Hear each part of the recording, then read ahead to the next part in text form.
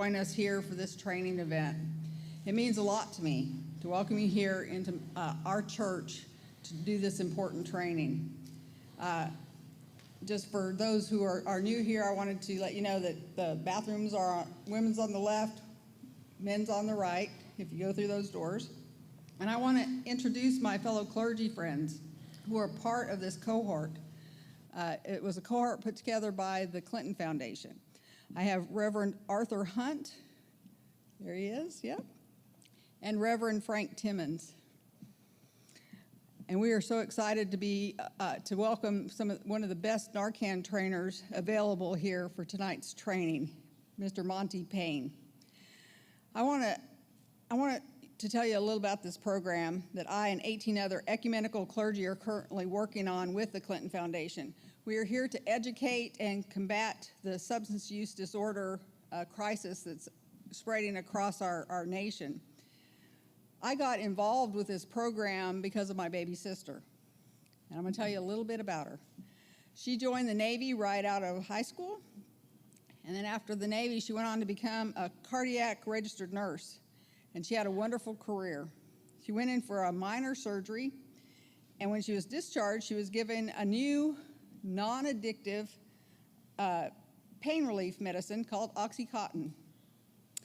She became an addict. She lost so much. She lost her nursing license, she lost her will to even work, and eventually it took her life. She died on October 10th, 2017. At the time, I didn't know the science behind addiction, and I just learned it recently. And like many of the addicts, her personality changed, and it ended up driving her into behaviors that we as a family really didn't handle very well. Opioids change the dopamine receptors in your brain, and it can happen extremely fast. So I highly recommend, if you want more information besides what Monty can provide tonight, to watch the PBS documentary called Addiction. We can't hide from this growing crisis. It's in our community, it's in our church, it's in our own families, and it's time for us to educate ourselves, help remove the stigma regarding this addiction. It's not due to some lack of willpower. It literally changes the receptors in your brain.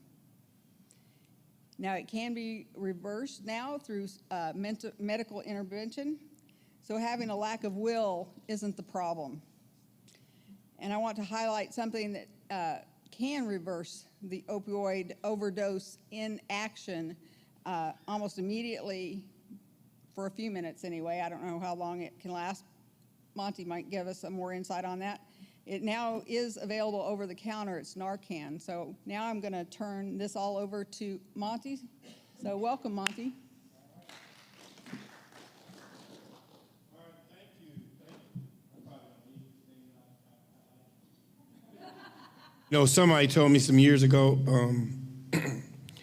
they told me, they said, Monty, if you could ever have something worth talking about, you could talk. Because I used to always talk all the time. My name is Monty Payne. I'm a peer support program manager at Wolf Street Foundation. I'm a peer supervisor also. Is anybody familiar with peer support in here? Raise your hand. All right, good. If you're not familiar with peer support is a person with lived experience. I'm a person that had substance use disorder. I struggled with substance use disorder for over 17 years, and now I've been completely abstinent for 19 years. And I've been trained through DHS, and then I went through the trainings and became a trainer, and then became a supervisor, and I supervise other individuals to be mean to work in hospitals, working with in emergency rooms, working in courthouses to help people with lived experience to get the, to be able to connect. All right, we want to talk about Narcan. First of all, I want to commend you guys and give yourself a hand, please. Because as soon as people hear about Narcan training, they don't show up. Because there's a stigma against Narcan, because as soon as people think of Narcan, they think of drug addiction. but I want to educate you guys on some things about Narcan. Now, in this, the purpose of this training is to help educate the community about the dangers of opioid misuse and help save lives. Participants will learn the signs of opioids, participate in learning steps of how to administer Narcan. Participants will learn how to get additional information, and participants will receive 2 free Narcan dosages. And you should give your pastor a hand for that, for calling us here for that. All right, so anyone, what is your experience with overdose? You mind sharing? Sure. I used to work for Union Pacific Railroad. I was in Salt Lake City. I had a 21-year-old kid that worked with us that was a laborer. They called him fireman oilers still. And he had shot up cocaine and oxy. We'd call it a speedball back in my old days. Yeah, that's right. And apparently he hadn't done it in a while. And so he used the same amount of dosage. And we come in, found him slumped over, cleaned the puke out of his mouth, give him mouth to mouth until EMT showed up, and they said we were just pushing the dope through his veins. He was dead. And so that's been my latest experience of overdose. All right, thank you for sharing. Anyone else? You mind sharing? Well, I have a similar background as yours. I was on drugs for 30 years. Mm-hmm. My mama prayed me in prison when it got really bad. She said, do whatever it takes to save my daughter. Mm-hmm. So I went to prison on May 29th, 2002. And on September 18th, 2002, I got saved. All right. And my experience, my first addiction was heroin, and it was really bad. But then I just started beginning to switch out addictions, you know, one to the other, back and forth, meth, heroin. Mm-hmm. And when I got saved, God redeemed me and took away that desire. And so as soon as I got out of prison, December 1st, 2004, I started working with Celebrate Recovery. And I was leading that group at First Baptist Church for 17 years. And in May, God called on me to change it to a group that just centers totally on Christ. But I have sponsored and mentored so many ladies with addicted to opiates. Mm-hmm. And I think alcohol is the absolute worst drug out there, but opiates are too. It's been one of the most difficult ones that I've worked with people to overcome, but you can overcome it. Yeah. You can. Yeah, I've worked in substance abuse for 17 straight years. And you know the weirdest thing? Alcohol is by far the hardest substance I have to deal with when I work with individuals. All right. So let's look at the state crime lab overdoses. You see the years from 2014 to 2022, and you see you have fentanyl, methamphetamine, cocaine, and heroin, and you see how the growth starts. But the interesting thing, the growth really started from 2017 to 2020 and 22. And I'm going to tell you why. Because we have the second highest opioid prescription rate given by doctors. Just like she talked about her sister. Do you know how many times I worked in a MAT clinic? Anybody here for medical assisted treatment? I worked in a MAT clinic for 2 years. So I've been working in substance abuse for so long. I worked when they had the crack epidemic, then they had the methamphetamine epidemic, and then now they have the opioid epidemic. I never used opiates. So I wanted to educate myself on it because all my clients were opiate. People were opiate addicts. And then we realized that what happens is individuals start being prescribed. You find young ladies that just had a baby, struggling a little bit with postpartum, and then they go to the doctor and say, I'm having a little depression, and the doctor prescribes them opiates. Or a little high school young man, he wants to play sports and he hurts himself, and he's a little star athlete about in the 11th grade. So he breaks his leg, and they start prescribing him opiates. His leg is better, but for some reason, some people take opiates, and it does completely opposite. It gets them more energy. And when the leg gets better, they continue to take them. So what are opiates? You know, because we need to know what are opiates. I forgot to say, in my story, I get carried away sometimes.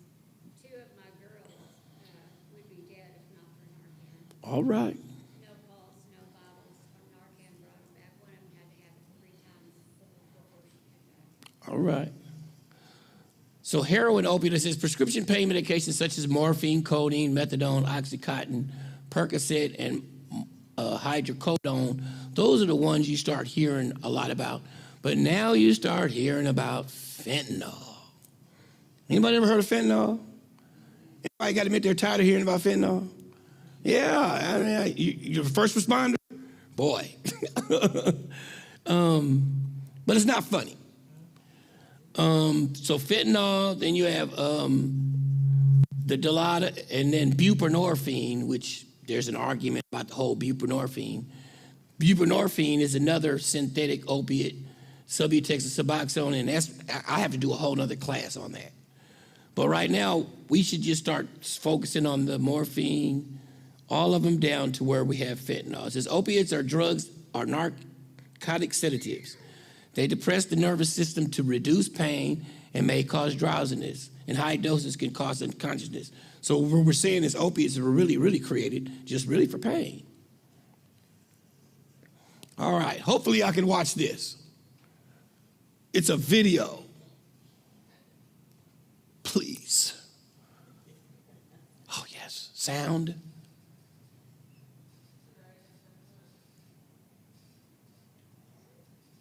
This is a very basic video, but to me, this is one of the ones that was by far one of the most educational pieces on signs of addiction and opioid use. This is Susan. Yes. Susan loves to bike.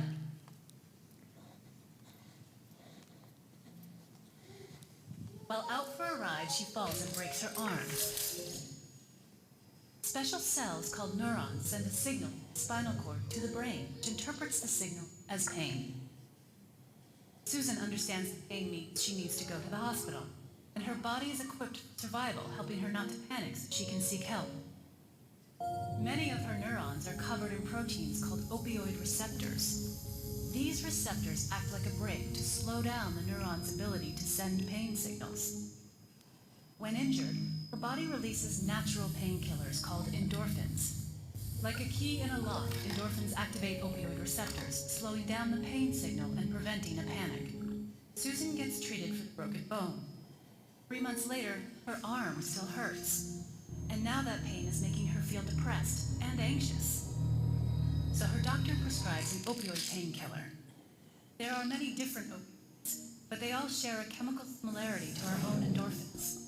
This allows them to bind to the same opioid receptors and stop pain signals. But that's not all they do. Deep inside Susan's brain is a region called ventral tegmental area, or VTA for short.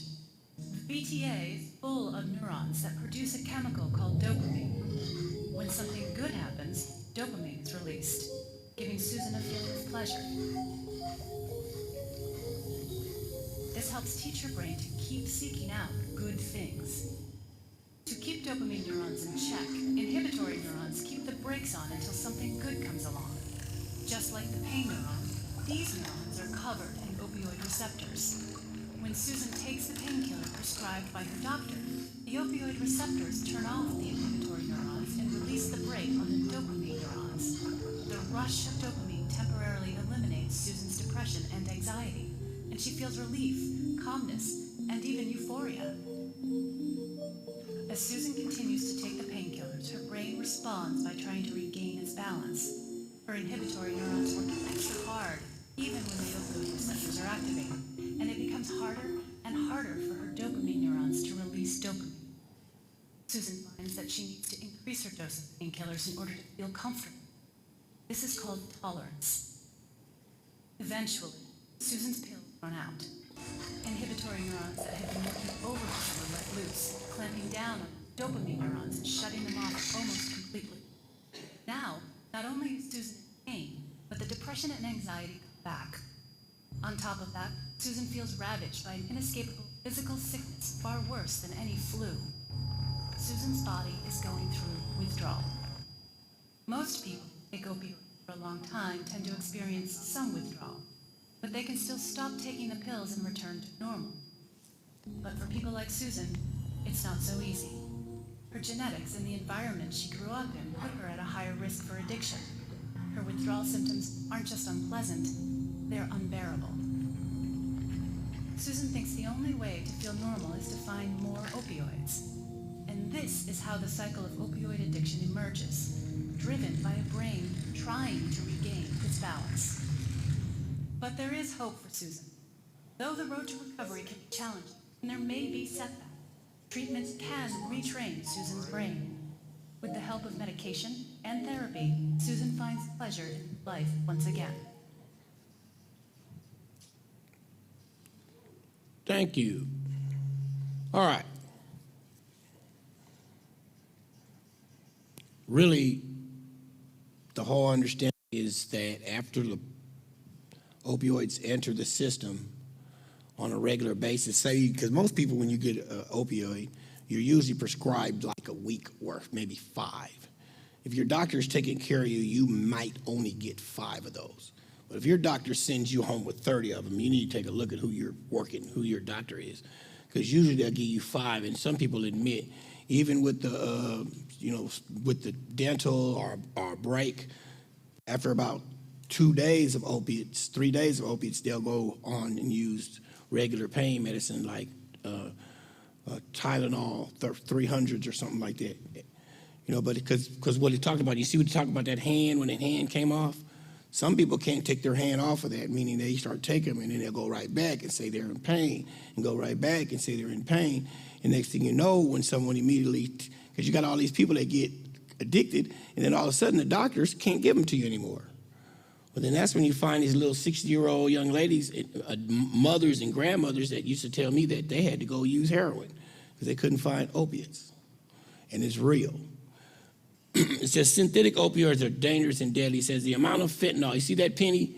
Now, this fentanyl, I may be wrong, but fentanyl was created a long, long time ago, mostly for pain, for cancer. They used to take them and put it in little, they used to put fentanyl in the little packs and they'd stick them to you in pain, most individuals. And a lot of them individuals that were using fentanyl were in hospice situations.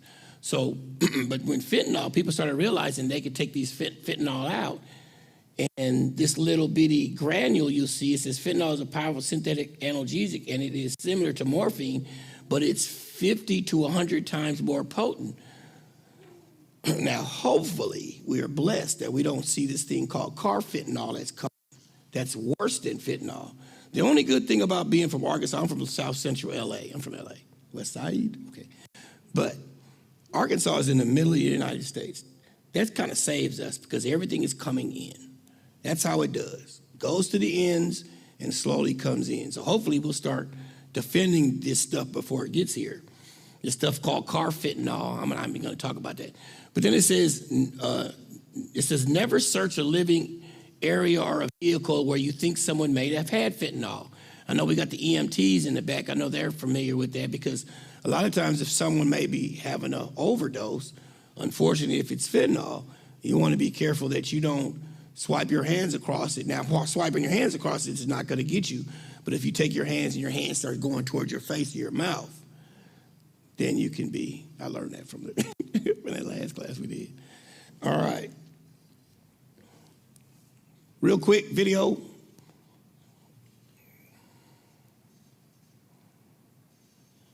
We want to be too longer, you guys.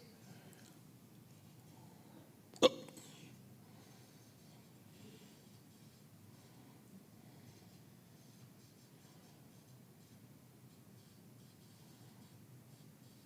Nope. There we go. It's kicking it out. Let's move on.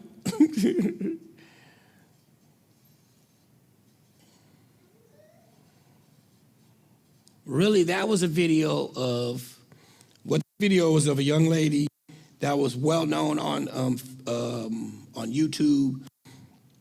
I think she was on some television show or something, and she got bit by a Rottweiler dog and started taking opiates, and then she was living on the streets of Los Angeles. On the Skid Row streets of Los Angeles.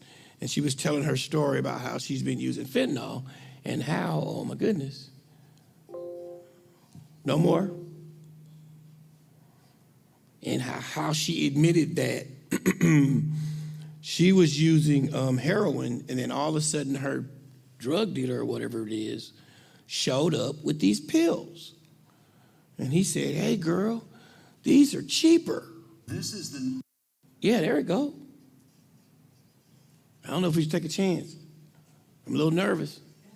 This is the new young face of fentanyl What's addiction. out there now? Before and after.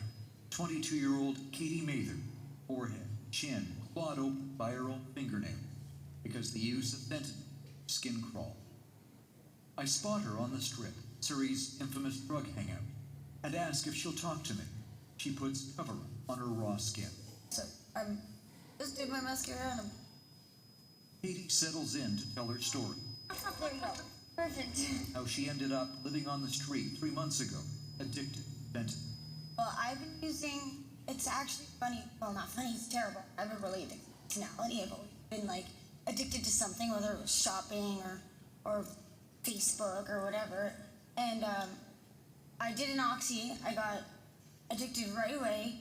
And then I found a regular dealer and I started picking up all the time. I remember the day the fentanyl came out and my dealer said, I've got these new pills, they're fake oxys. He didn't tell me they were fentanyl because nobody knew what fentanyl was yet. He just said they're 100 times stronger and they're only $5. And I was just like, okay, because I was getting a pretty high tolerance at this point. OxyContin led to fake 80s. Fentanyl posing as OxyContin. Immediately, Katie wanted nothing else. I could buy one of these fake 80s, put them into 4 lines. 2 lines would last me the whole day. That's how strong it was. And if I did a full pill, I would OD. Katie says she's overdosed 11 times. Recently, a few days, brought back by paramedics or friends on the Strip who have naloxone, the powerful opioid antidote. Every time I do dope, I know I'm taking a risk. I know that I might die, but it doesn't matter how many times I've OD'd, I still use the next day because the withdrawals are so bad. Katie has been in the news before. She and her sister attacked by a Rottweiler cross back in December. Katie was badly hurt and spent time in hospital. She says that cemented her addiction to fentanyl. As she talks, blood starts to seep through her makeup. Katie, you're 22. Why would you risk it? Well, at first it was just fun, right? It was just for fun. It was just a party drug that, and there's been some things that I've gone through and helped with a lot of pain, and especially after that dog attack, I just couldn't stop, I asked Katie if she worries about herself and her future. Sometimes, I don't know. I just like to take things one day at a time, right? Kind of just go with it and hopefully, hope for the best. For now, the best Katie can hope for is to wake up from her next fix of fentanyl. Eric Ray, CBC News, Surrey. Her next fix. I hate when he says that. I really hate. As being a person of lived experience, stigma language is horrible, man. They call us addicts and dope fiends and crackheads and her fix. People do not understand that a substance use disorder is a health problem. It's a health problem. It's a problem from some individuals. I don't know if you guys ever heard of a thing called the ACE score. Anybody ever heard of the ACE score? Ooh, I wish I could teach that. In other words, people that have families that have disruptions in his family, people that have seen a lot of violence, people that have lived in homes where, and I'll even admit it, you got some strict church homes that traumatize individuals to the point where they'll find something that makes them feel good, be locked on. It's sad, but it's a health issue. It goes on to talk, we're talking about risk factors for individuals that may have overdose accidentally or intentionally. This is one I really, really want to get here.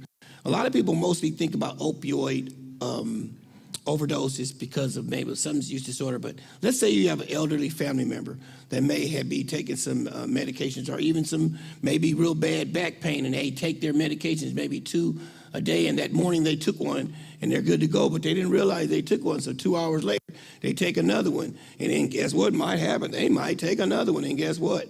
They start taking those medicines, not trying to be on drugs, but take that many opiates in a row, and then they'll have that much opiates in their system, and then it'll go into cardiac arrest. Regular opioid overdoses happen to regular people, and that's why if a person has Narcan, it bring a person out of that overdose state. It goes on and says, when people mix medicine, misdirection. Now, here's something, after I heard someone said something, I think someone said something about, it says after a tolerance break. Do you know the number one way most people have overdoses are some individuals go into late treatment and they get themselves sober and they start doing better. Then after like 6 months or 7 months, they take that same stuff. Like you talked about your boy, he took the same amount he used to take. But do you know a person's substance use disorder's bodies changes, and after they're abstinent from something and they take that same amount, the body can't take that same amount. So the person goes into cardiac arrest. It also says when a dealer brings in a new supply, someone prepares the drugs, and the unfortunate one is the last one, is when someone uses alone, they may go into overdose. And then a lot of people overdose because they're trying to kill themselves. I'm just being honest with you. I know some people that get so pissed off when you Narcan them back to life, they want to fight you because they were trying to go, I don't know where they were trying to go, but it wasn't back here. And that's real. Anybody heard of the Joshua Ashley Polly Act? No, yes. All right, well, I'm going to just paraphrase this instead of reading all that.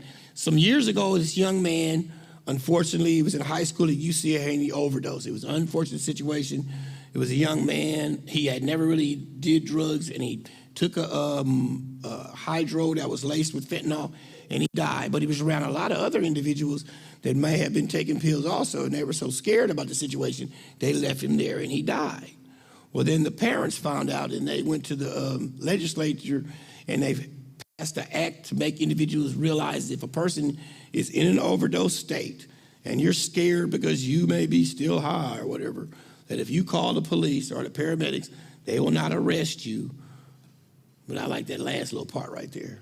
See the last little part right there? But officers may still arrest you if you have warrants or outstanding crimes. I mean, you got to throw that. I got to tell y'all that part. I got to tell you that part. All right, so anybody heard of Narcan? Everyone in here, yay. All right. So everyone needs to understand Narcan is really called naloxone. Naloxone is the medication, but of course Narcan sounds cool, so they turned it into Narcan. So it says Narcan is used to reverse the effects. It's safe. You can use it on a person. If a person's not in overdose and you don't know for sure, you can give them the Narcan. It's not going to make them sick.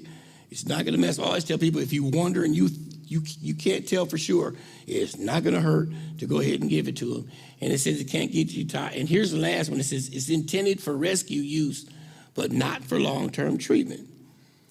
All right. Let me explain this real quick instead of us looking up there. You have your opioid, you have your receptors in your brain, And what happens is when an opioid goes in your system, the opioid binds to the receptor and says, no pain. When you get most people take a 5 milligram hydro and, ooh, the pain is better now. But individuals that are using fentanyl, they take really stronger opiates. And what happens is the opiates, or so many opiates that go on so many receptors, they overload the receptors and it tells the individual stop breathing. Now what happens is when the naloxone enters the system, which is the green one will hit the opioid and knock it off the receptor, and then it'll bind to the receptor. It'll bind to the receptor so the receptor can go back to work. So the receptor will be like, I need to be breathing, or I need to be doing, I need to get up, I need to do whatever I'm doing. So that's pretty much how it works. We're going to continue to talk about it. It says, what do you do if you suspect overdose? Here's some signs. Even if you suspect overdose, call them fellas, no matter what. I always tell people, call them and then say, my bad, everything's good. But call them, let them be on their way, and then it will tell you to administer naloxone, support the person's breathing, and then monitor the response. What not to do? You know what people do. Get up. Don't slap them, beat them up. Don't pick them up and take them in a cold shower. Some people in drug abuse, people will give them more drugs. It's true. And then it says, and make the person vomit because you might make them choke. Okay, so we got signs of overdose. If you think a person's in overdose, if you think a person is having an overdose, they have this thing called a sternum rub they want you to do. It's where you take your knuckles and go right on the breastplate. It's very uncomfortable. And then if you hear shallow breathing, raspy breathing, labored breathing, snoring breathing, and here's some of the biggest ones: lips turning blue and slow slurred speech, especially lips turning blue. All right, I'm gonna go past this one. That was a video of a guy in the middle of an overdose, and a first responder came over there, but you guys are good on that. All right, what does Narcan look like? I got one of these suckers out of here. All right, there it is. Whew, getting old. Here's what you got. They come in the canisters you guys get, there'll be 2 in the box. Every single person's gonna get one. There's 2 in the box. It comes with a plunger. So you got the plunger and the spout. Of course, you wanna put it in those. You always wanna remember, and it's easy for me to say this, but mostly it happens a lot. A lot of times people get it and they mess around and press it too early or whatever because they're nervous and they're freaking out. Because think about it, and you're in the middle of seeing somebody in overdose mode, 9 times out of 10 it's gonna be someone that's close to you. So you wanna try to stay calm and not depress it early. First thing you do is always call 911. I'll explain that to you in a minute. If you're alone, you can put them on speaker whilst you're working with the person. It says stay with the person until they arrive, and notify the personnel that you gave them Narcan. We're about to show you exactly how to do it in this video, so that's right. It says place the person's neck back, tilt the chin up, make sure the airway is clear. Now, you're supposed to pinch one of the nose, and this is when we're doing rescue breathing. Now, there's a big argument about the rescue breathing thing. Because a lot of folks are like, if somebody's having an overdose, I ain't about to give them no rescue breathing. This is 2023. Let's just keep it real, y'all. So let me tell you a couple things. 2 things about that. Number one, I was told by some EMT guys that sometimes you can still do chest compressions, correct? And you may not even have to have the breath going in because the chest compressions will benefit. Plus, what we were told is to take something like a T-shirt and put a T-shirt over a person's mouth and still do it. Because people just do not want to put mouth to mouth. Now, if you're one of those people, much respect. Put that mouth on there and do regular mouth to mouth. But like I said, I was told, I don't know, I love it when EMT people are here because I love for them to share. Because is that kind of true what they say about chest compressions? It is true. They don't do it as much as breathing anymore. It's more chest compressions now than it used to be. Yeah, they're supposed to be saying that there's still oxygen in the person. So I don't know. I'm just a recovering substance abuse person, and I'm just talking about Narcan. But that's what they say. Or get your T-shirt, and that we used to come, these Narcan kits, I don't know if anybody, back in the day, they used to come with the mouth bridges in them. You ever remember that back in the day? It used to come with a mouth bridge that you could use. All right, then that's the recovery position. But we should have this video. They're going to show this quick video, and then we'll be done. So it says monitor response. It takes 1 to 3 minutes of Narcan to start working. But here's something you got to understand. But if you get, it says it will last 30 to 90 minutes, but opioids stay in an individual's system. So you might have to get an individual more than 1 dose of Narcan. It's like a 3-minute interval. If you give them the Narcan and you don't see a response after some rescue breathing, after 3 minutes, you can give them a second dose. I've heard of people getting 4 or 5 doses. I know you guys heard a lot of stuff like that. Then it says sometimes you might have projectile vomiting when they wake up. And like you say, people may get up and be combative because they don't know where they are and they're mad, you know. It says repeat these steps. That's when I talked about a person may have a really, really strong amount of opiates still in their system and they haven't recovered yet. So you give them another dose. You go through step 3 and 4. All right. This video and we shall be done. Yes, ma'am? When you said give them 3 or 4 doses, is that in that one thing? Well, you only got 2 right now. That's all I'll have to give. It's just 1 dose. 1 dose, yes, 1 dose, yeah, 1 dose per, put the whole thing in. It's like 3 milligrams or 4? Something like Narcan that. nasal spray is not a Yeah. substitute for emergency medical care. As with any drug, you need to be aware of important safety information concerning its use. Please see indications and important safety information at the end of this video. Also, please see accompanying full prescribing information in the use of this product. Narcan nasal spray is an emergency treatment for a known or suspected opioid overdose. The appropriate use of Narcan nasal spray can help reverse an overdose. Narcan nasal spray is not a substitute for emergency medical care. As with any drug, you need to be aware of important safety information concerning its use. If you encounter someone who is unresponsive and you suspect an overdose, first shake their shoulders, shout their name, and ask That's if he or important. she is okay. Then check for signs of an overdose. Unresponsive to touch or voice. Breathing is slow, uneven, or has stopped. Snoring, gasping, or gurgling sounds. Fingernails or lips are blue or purple. Administer Narcan nasal spray as quickly as possible if someone is unresponsive and an opioid overdose is suspected, even when in doubt, because prolonged respiratory depression may result in damage to the central nervous system or even death. Lay the person on their back to receive a dose of Narcan nasal spray. Remove Narcan nasal spray from the box. Peel back the tab with the circle to open the Narcan nasal spray blister pack. Remove and review the printed Quick Start Guide inside the package. Hold the Narcan nasal spray with your thumb on the bottom of the plunger and your first and middle fingers on either side of the nozzle. Do not press the plunger to test or prime the device. If you do, you will waste all or part of the dose of medication. Tilt the person's head back and provide support under the neck with your hand.